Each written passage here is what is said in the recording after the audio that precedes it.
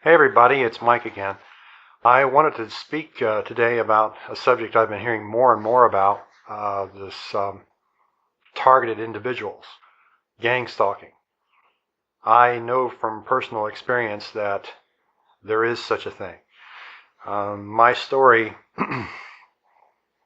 is a little different. I guess everybody's stories are different about what it means and what it feels like to be targeted.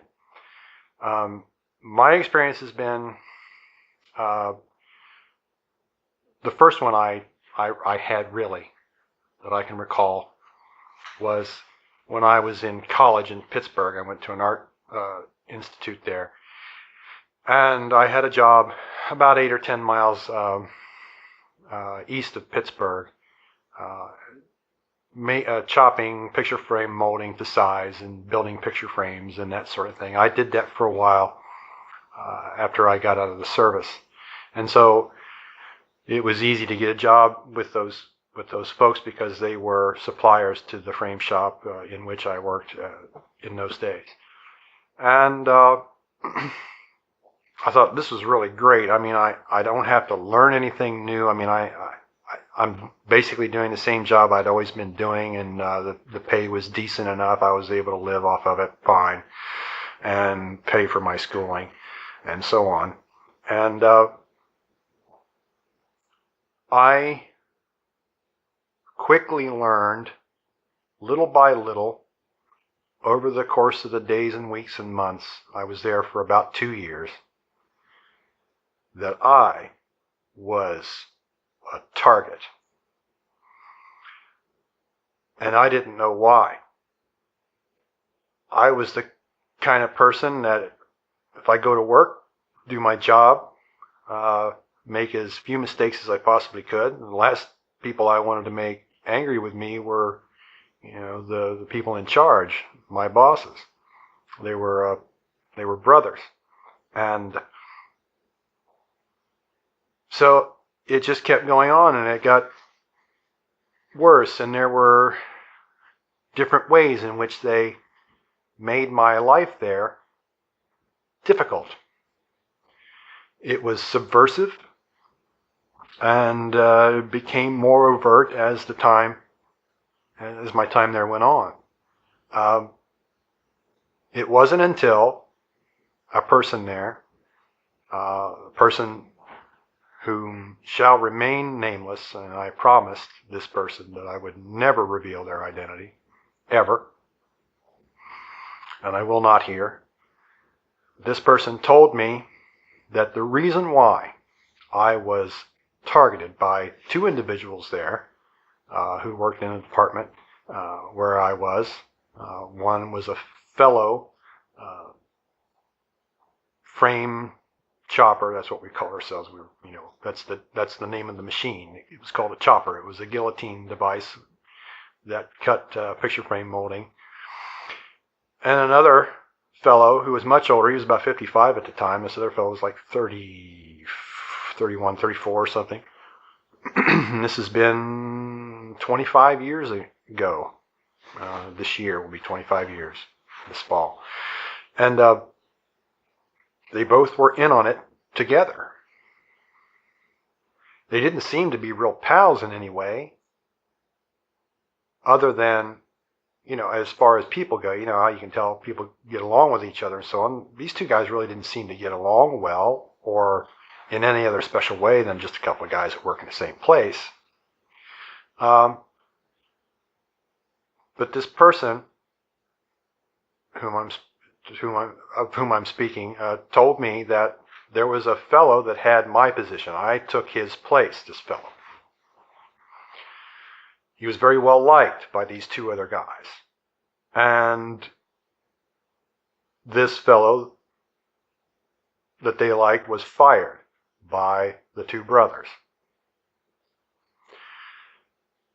And because he was fired, and the reasons through which he was fired, I mean, he did something. He just started doing stuff that just wasn't, I don't know. It was such an easy job. I can't imagine what it would take to get yourself fired. I just never understood, really. I used to know the reason. Anyway, this fellow got fired, and then two guys that were mean to me eventually. When this guy got fired, they told the bosses, they said, whoever you hire, we don't care who it is, we're going to treat that person badly because we don't like what you did to this guy, the guy we liked. You fired him, and whoever else you get, we're going to treat him like garbage. And that's what they did. And I was the guy. So it was a direct targeting. It wasn't through surveillance. It wasn't through any other type of means other than just being mean to me when I was there in person. I have heard the stories of others. I've spoken online with other people who have been targeted, and they say it's a lousy existence. I want to talk about what it is, this business of the behind the scenes, what it is, okay? My perceptions of it, because I was a targeted individual, and that sort of thing. There are people in this world who have no compassion. My wife likes to say that they were born without something. And I used to argue with her over that, not fight. I'm just saying it was a disagreement because I couldn't understand how it was that anyone could be born without, the stuff that you need to live a real life in this world. Until I discovered the real meaning of the wheat and the chaff. There are some people in this world who simply are not going to see heaven. They're just not. And those people are going to be the chaff, the weeds. Scriptures talk about somebody coming in the night and they plant weeds among all the wheat. And then the next day the workers go out in the field and they tell the owner of the field, oh, we've got some subterfuge going on here. What should we do? Should we rip out the weeds? And the owner of the field said, no, we'll let them grow together. And then when the time comes, we'll take them all up at the same time and separate them. That's what's going to happen. Those are the people who are targeting us. Those are the people who walk around seemingly just dumb to the fact that they are being Satan's puppets, Satan's robots, okay? They are. They do it directly and they do it indirectly. So each of us has their own experiences with people doing it directly. So how do they do it indirectly? They do it this way.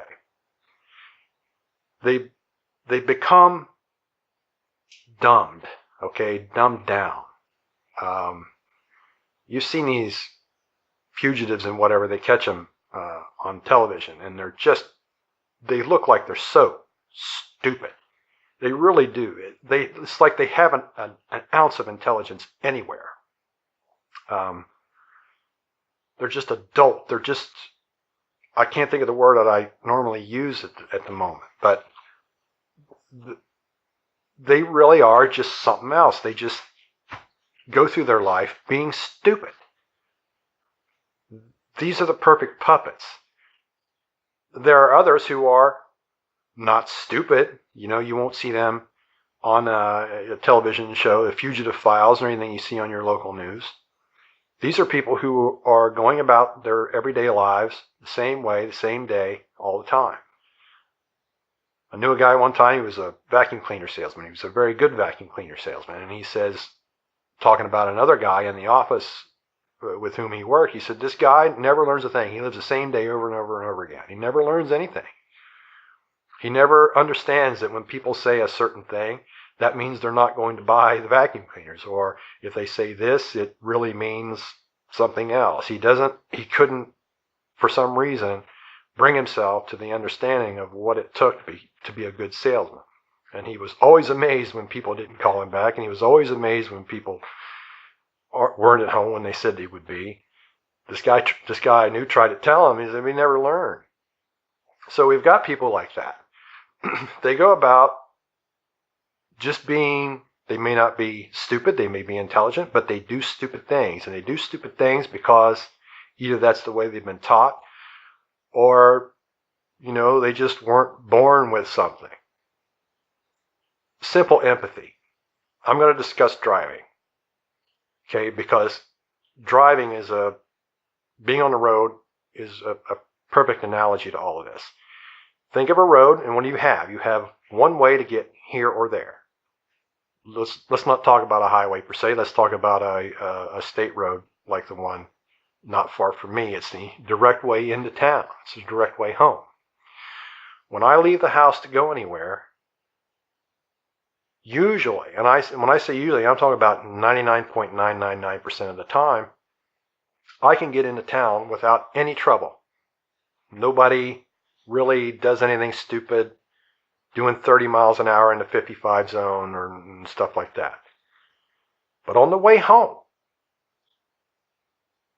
it's like that every single time. I can count on one hand the amount of times that I've come back home in the last 6 months where I didn't have some doofus, some jackleg on a bright sunny day that just will not go any faster than 35, 40 miles an hour in a 55 mile an hour zone.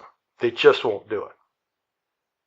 I like to say, I try to talk myself, to be calm. And I said, listen, Mike, it's okay. They're just trying to light their crack pipe, man. You know what I mean? Give them a break. It's difficult to steer and talk on your phone and open a beer at the same time. You know what I mean? Just be cool, man. Show some love for Bubby or Sissy, whatever. Anyway, there is direct targeting and then there's indirect targeting. And the way they do it indirectly is through those means.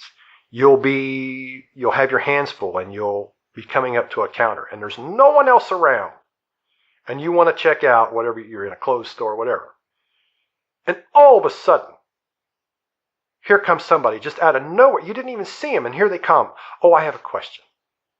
And then they sit there, stand there at the counter and talk to the salesperson. And the salesperson doesn't care. Or you come to a counter. This happened to me a lot. It still happens to me some, but I mean every single time I would go somewhere, go to a counter, go for an appointment. It wasn't a minute, half a minute that I was either at the counter or sit down to an appointment that their phone rang. Every time. And so they would spend time talking on the phone. They neglect the fact that they have somebody sitting in front of them in person. They put more importance to the conversation they're having on the phone. Okay. And then you've got people in line. And you've got somebody that's in front of you that takes forever to get their money out, takes forever to figure out what they're doing, and then they just chat and this and that. And there's a whole line of people behind them. Couldn't care less. These are the mechanisms through which some might think that they're being directly targeted. In my experience, it's really an indirect sort of a target. Because Satan's got his robots. He's got people who could care less. See, you start with not caring about anybody else but yourself. You're automatically going to cause havoc. You're going to cause trouble. You're going to cause problems for other people. We're in a store or we're doing something in our everyday life because we have to be there. We have to be in town. We have to be in the store. We have to be in the park playing with our kids.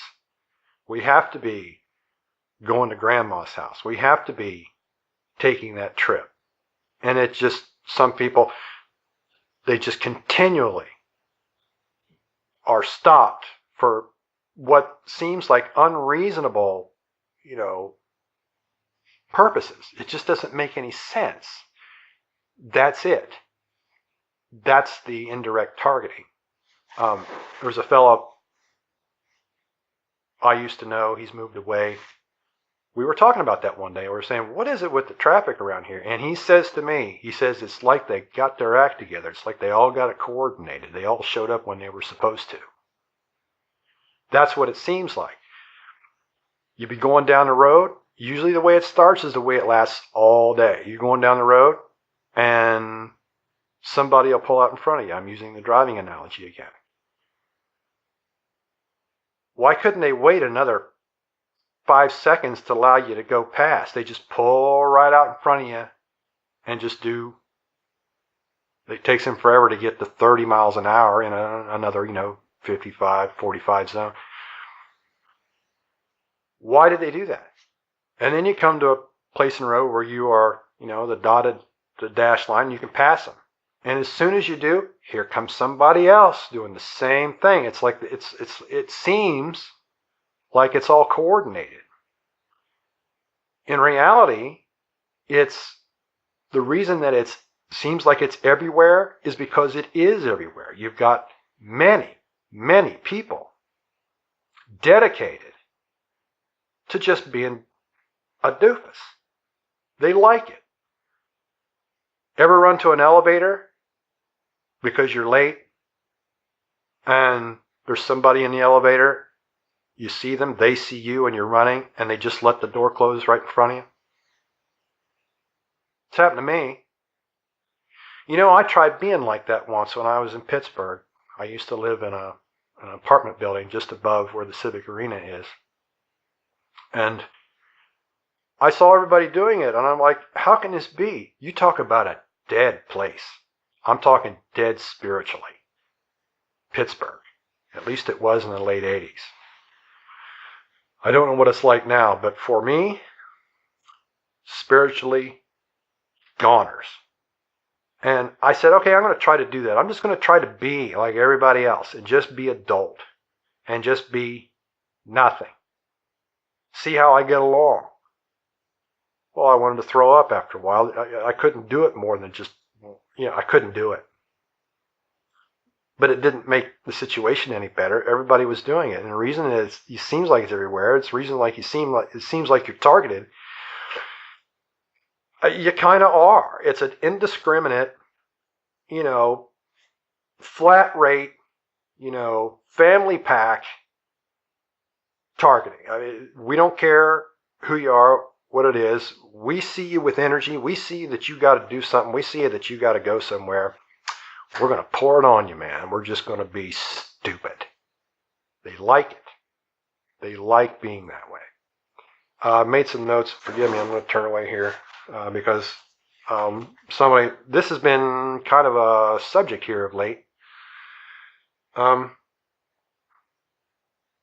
for example, let's say somebody had a neighbor. Somebody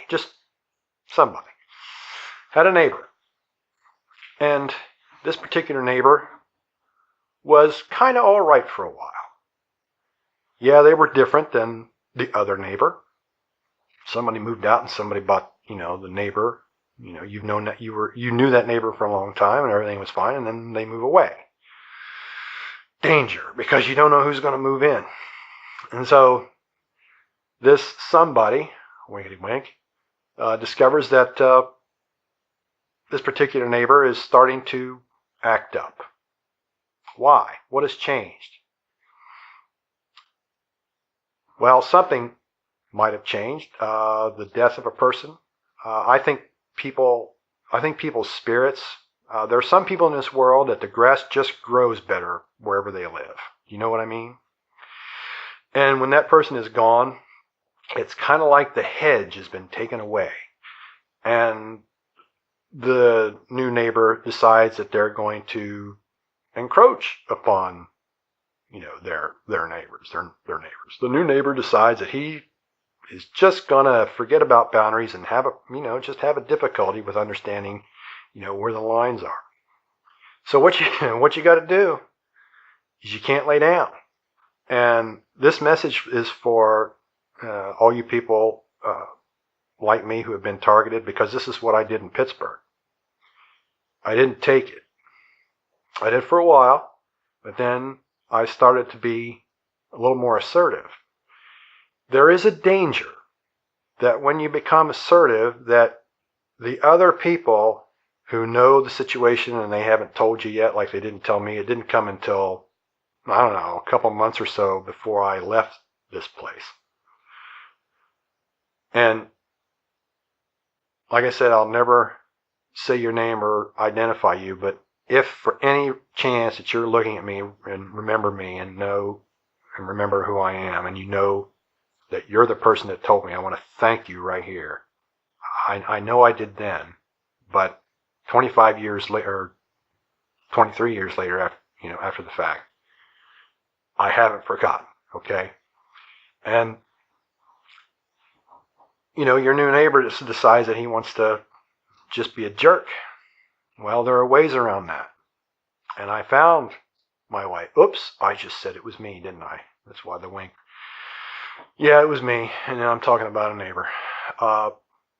There is no mistake now that I will not tolerate any of that. And I did it without breaking any law, and I did it without, making myself, a further target. I found a way to make it stop. So that's what you got to do. You got to be crafty in that way. These shows where they've got a car with a couple of guys in it following somebody, and the person being followed knows that they're being watched. They go right up to the car and they say, by the way, fellas, I'm going to be in here maybe like a half an hour, and then I'm going to go down to the Quick Mart, and then I'm going to go do this, and then I'm going to go home, just so you guys don't get lost. I believe that there are people in the employ of certain agencies that seem like regular neighbors. They don't wear any shirts, and they got a big pot belly, and they go out and mow their yard in black socks and dress shoes and cut off jeans and that kind of thing. They look like average American, the way Americans look now. And you wouldn't think that they could possibly be somebody, an agent. Well, a lot of you out there know that those are the kind of people well suited for that kind of work. And then you've got all the people that just look like normal everybody who just act like real morons. Because why? Because they haven't any natural love for people. They don't have any empathy. It's gone in them. They don't have it. And there's been a lot of talk about reptilian entities and so forth. Interdimensional beings. There are interdimensional beings. Angels from heaven are interdimensional beings. If that doesn't hurt your head too much to think about it. And likewise with demons. The way I've heard it said is that they can sometimes come into this dimension, but it's not good for them. I don't know what it does to them, but it's not good for them. So they can't stay here long. So what they've done is they're, like I've said in another video, they're making soldiers, like the Nephilim, the demons that came and had relations with women here on Earth. They're making soldiers through which they can accomplish their goals. See? And it's through the fear that they generate. It feeds them. The fear feeds them.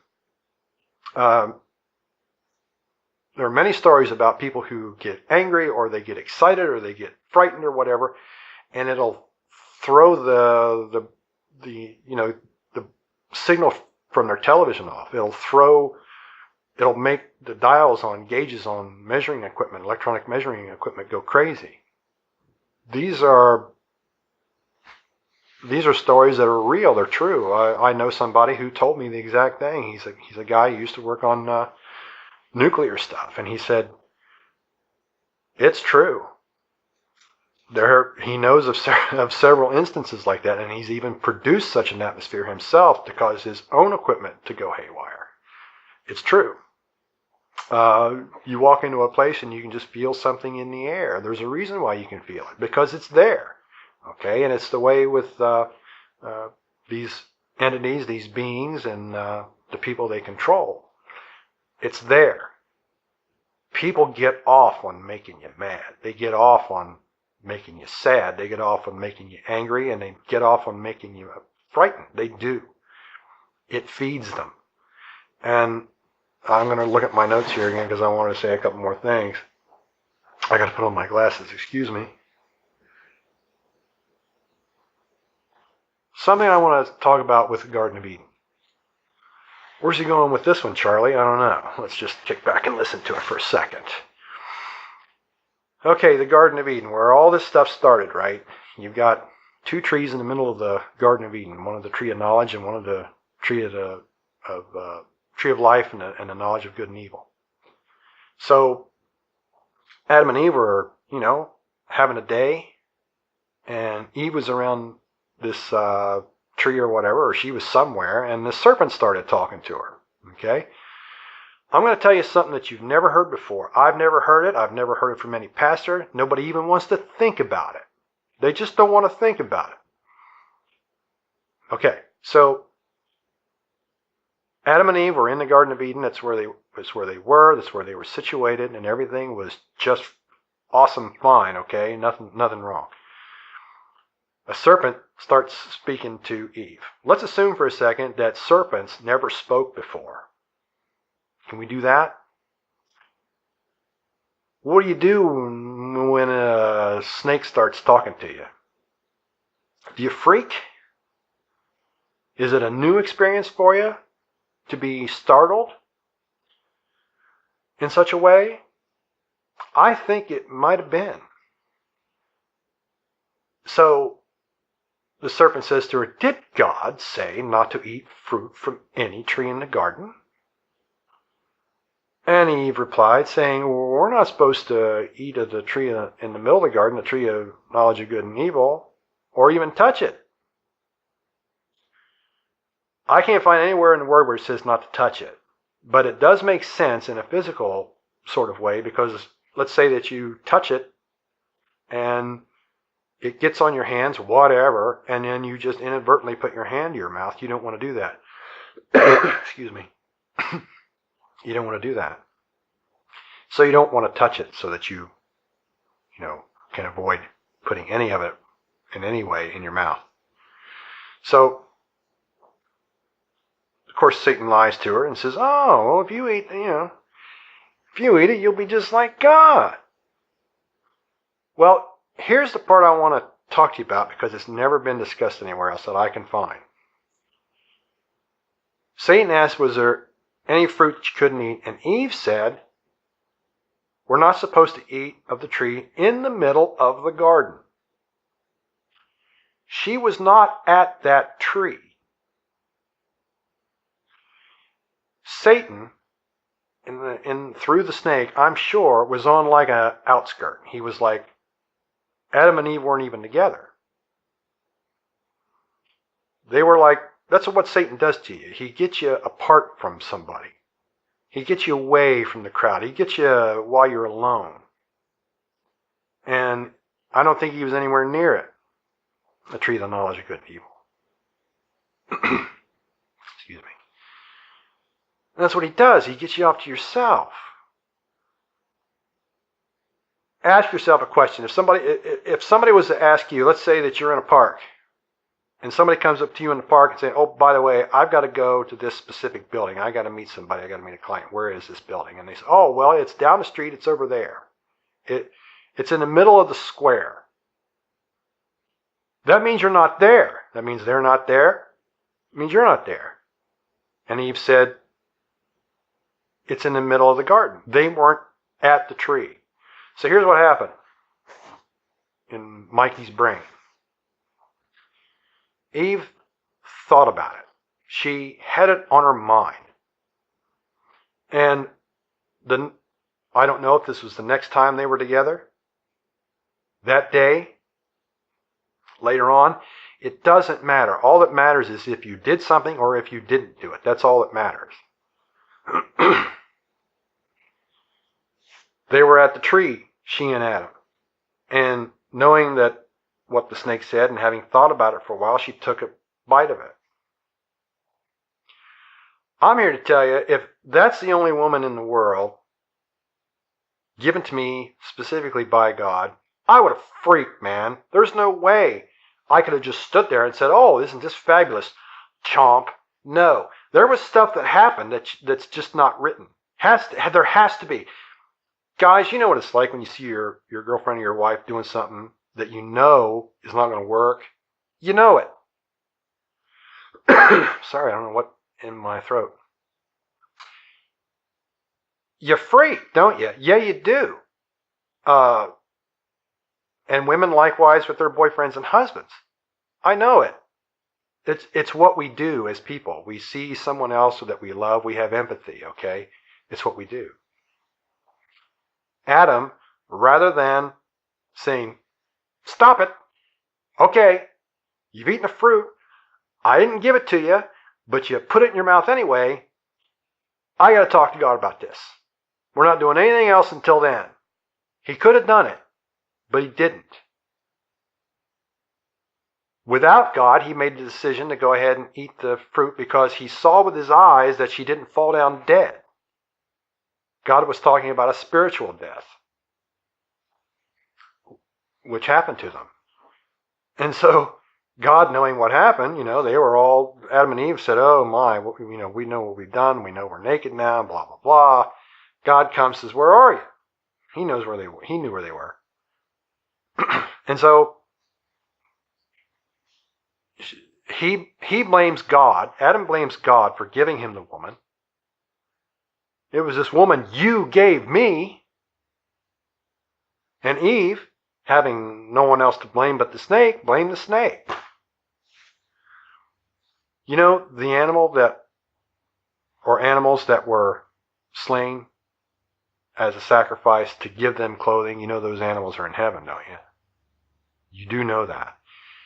Even the gnat that God had fly into one of those guys' mouth, some big blowhard king guy to choke him to death, that gnat is in heaven. I am absolutely convinced that every single animal, every animal, or anybody who was sacrificed for somebody else,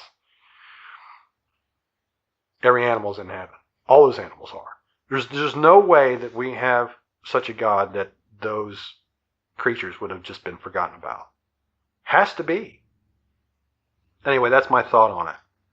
So this is how this all starts. This is where it all started. Eve decides that what God told her wasn't true. She got in her mind a way to get, Adam to go with her to the tree or whatever. Adam, being the doofus he was, decided in his way that this truth was now a lie and a lie was the truth. That's where all this targeting stuff comes from. That's why people are so stupid. They haven't any way, or they've forgotten a way to just, make themselves understand. They've just given themselves away. They've given themselves away is what's happened.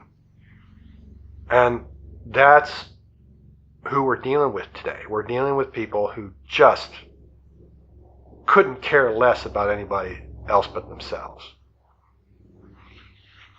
Do some of them sign up to be these agents? Are some of them possessed? Yes, absolutely. And then you've got some that just are that way indiscriminately, just by being dumb and stupid. So I am with everybody out there who's been a target. I understand it in my own way, and there are others with you too. So I wanted to give my perspective on it because there has been a lot of talk about it. And incidentally enough, I just happened to see through one of my subscriptions somebody talking about it, and I was preparing myself to do this video, and it just couldn't be any more timely. So I want to say to everybody, don't be a doofus. Don't be one of Satan's robots. Don't be one of these people that, get out of my way, I'm going to church. You're out there, and you don't know what you're doing. You really are gone. You're out there, man. Snap out of it, okay? What is it going to take? How many, Christ died for you once. Get with it. Get out of your church if you have to. Quit listening to your pastor telling you this, that, and the other thing if that's what it takes. You quit a church or you're going to go to hell? Hardly. You might save yourself by coming out of one or two of them. Definitely if you're Catholic. Definitely if you're pagan or whoever you are. It's like I said in my very first video. you could come to the knowledge of Yeshua at the very last day of your life, just like one of the two people crucified with Christ on that day. He came to himself. He figured it out, just like the prodigal son. There he was feeding pigs, wasted all his money on fast living and whatever. And this guy on the cross, he knew that it was, he figured it out. That's what you're on that cross every day, whether you know it or not, because you will die. We're all going to die. Once you've lived long enough, you're going to understand. You're mortal. And if you haven't lived very long, and you're one of these people that just go out rabble rousing and just being an idiot, always getting into trouble. How come I get into trouble all the time? It's their fault. It's your fault. Just like the guy said on the cross, it was his fault. And he asked the one who didn't do any of the crimes, being crucified in the same way, to remember him when he went to his kingdom. Please don't forget me. I don't want to be lost. I want to be with you. That's the whole thing. And that's the only thing that's going to break you robots of Satan. That's the only way you've been a robot for a while. Maybe you're not lost yet. I don't know. Maybe you are. But if you're listening to this and it gets to you, or if you listen to somebody else saying sort of the same things I am, the people who have been targeted and have come through it, there's courageous people. I applaud you. I understand. I know what it's like. I've been targeted in other ways. I just gave one example. But we're saying this stuff so you understand it.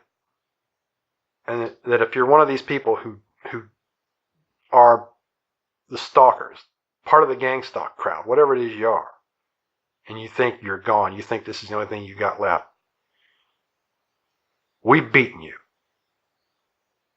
You can join us, come out of it, and know who the Messiah is, or you can go straight to hell. And that's where I'm going to leave it. Everybody, keep yourself safe. Get some spite. Spite works. As long as you don't break the commandments and you don't break any laws, spite's a good motivator. Spite will keep you alive. It kept me alive. It might keep you alive. At least up here. Okay? See ya.